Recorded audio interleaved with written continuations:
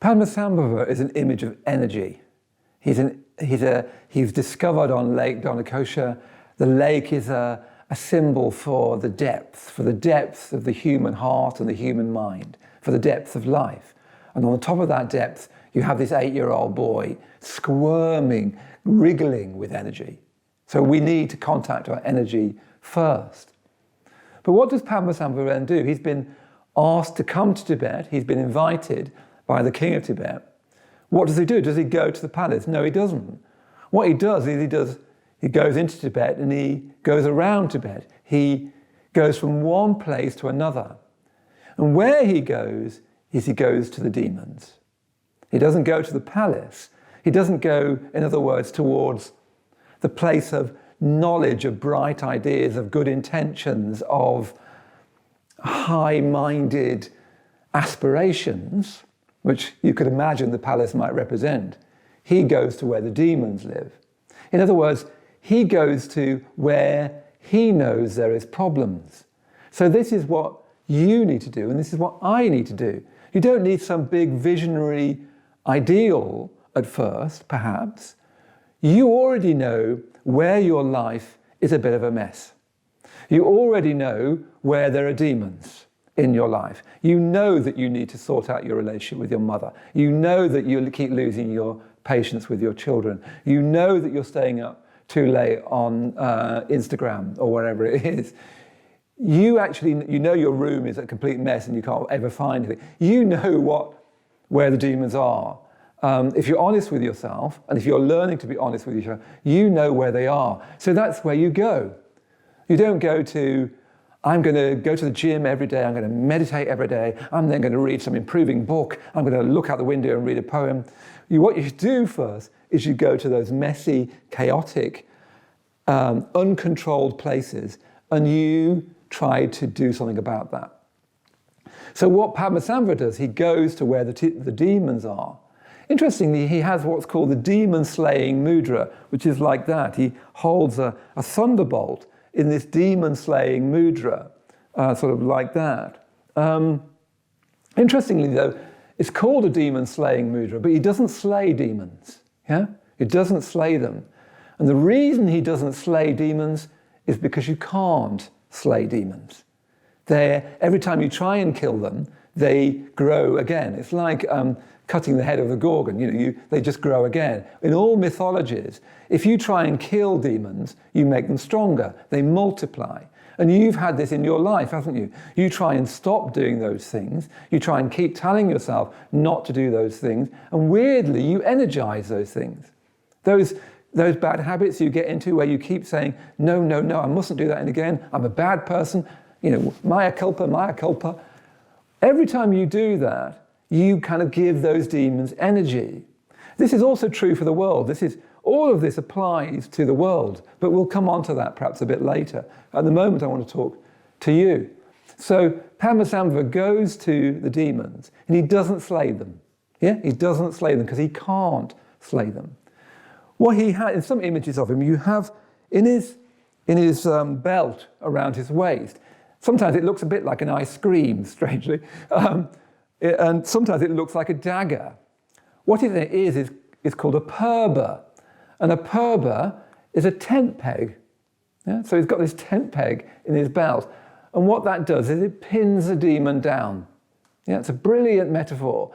A demon is shape-shifting. You know what your demons are like. Your feelings of guilt about this, your feelings of self-dislike, your feelings of criticism of other people, your wish to pretend that wasn't true. They're shapeshifters. They move around, they keep changing shape. You can't grasp them, they're shadowy. So the first thing you need to do is pin them down so that you can have a good look at them. Now this is even more important perhaps, or just as important with other people. You know when you're trying to talk to somebody else and it's all going wrong. You're trying your best to communicate and it's all going wrong. You start to feel that this is slightly demonic. What that shows you is you need to stop talking, you need to look more, and you need to listen more. What's going on for this person? What's going on in this interaction? I've got 2 young girls in my life, and all you need for a child to become demonic is to either eat too much sugar or to be hungry.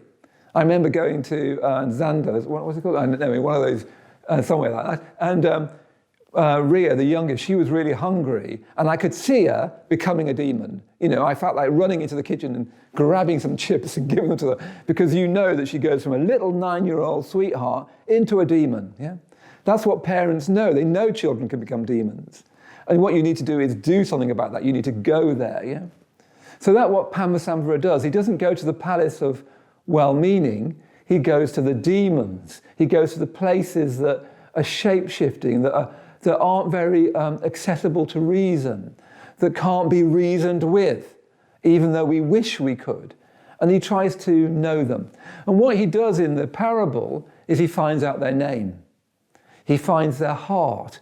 In other words, he finds out what's really going on with this demon. What do they need even? Is this really about? What is the real issue here? Do you know how sometimes you're talking about something and you think, this isn't the real issue. We could talk about this till the cows come home, but this isn't the real issue. So to pin the demon down, to find out the heart of the demon, is to find out what is really going on here. Only then can you tame them. You know, only then can you integrate the energy of that demon. So what Padmasambhava does is he often gives them a treasure to guard. He either turns them into forces that protect the truth, interestingly, or he neutralizes them, which is interesting in itself. So some of our demons just feels like, tell you what, your demons from your past childhood, from traumas of your childhood. You can't undo that. You can't make that not to have happened. Sometimes the best you can do is neutralize it by finding strategies where those demons are no longer so disruptive and demonic. Yeah? If you can possibly, you try to find out their name and you give them a treasure. In other words, you can turn things that are demons into gifts. To some degree, I've done that myself in my life. I had a very, very unhappy childhood, I think, and an unhappy life. And I wouldn't have wanted that, and I wouldn't wish that on anyone.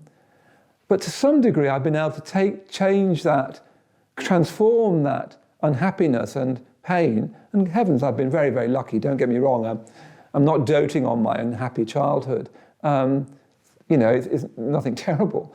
But to some degree, I've changed it into the jewels of empathy, into the jewels of, I understand that, I've been through that, I've lived that as well. Let's together try and work on that. Yeah. So that's what Padmasambhava is like. I mean, I'm not trying to say that I'm anything remotely like him, but that's the path I'm treading toward meeting the demon, finding out its name, giving them a treasure to guard.